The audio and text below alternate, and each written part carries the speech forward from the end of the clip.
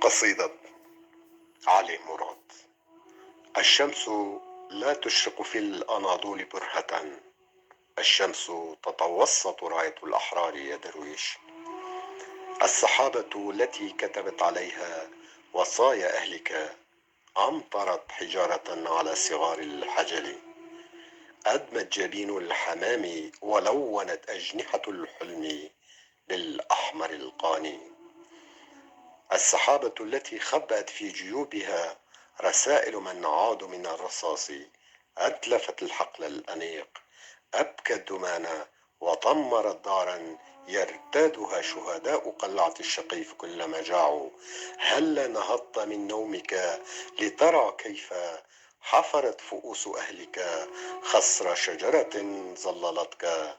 أنهض يا درويش، أنهض، أنهض، مفتوحة جراح عفرين والبياض خاصم التل المدينة تصلي دون رأس وعين.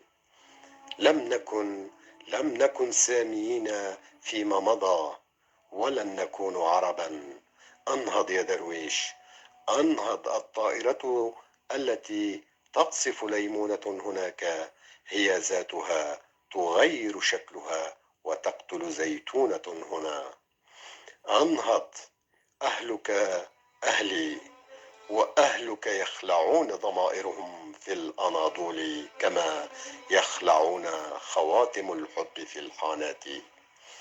وأهلك أهلك أهلي، وأهلك يشيدون فوق رفات معاهدا لتعليم الحقد والسرقة ويرفعون رايات الدم وصورة آلهة الخردل ليستفزوا براءة استوطنت المقابر.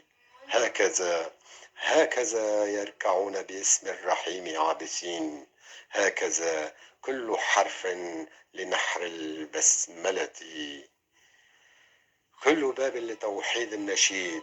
أهلك أهلك أهلك أهلي، أهلك يبايعون ضفدعا ابتلع الفرات وشانيا تعيد النواحي. وأهلك باحوا دمي قبل عامين أو أكثر.